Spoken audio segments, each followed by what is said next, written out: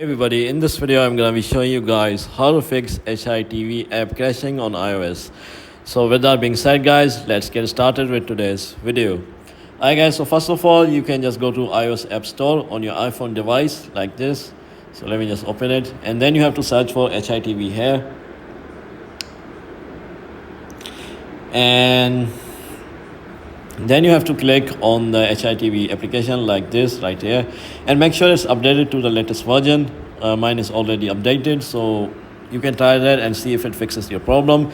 If it still doesn't fix your problem, what you can do is restart your iPhone. If it still doesn't fix your problem, what you can do is hard reset your iPhone. So to do that, you just have to press the volume up button and click on the lock screen button simultaneously, and this will hard reset your iPhone. It will open up a screen similar to lock screen.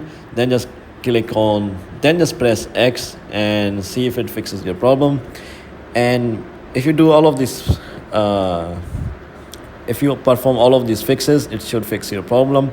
So yeah guys, that's about it. If you found this video to be somewhat helpful, then consider subscribing.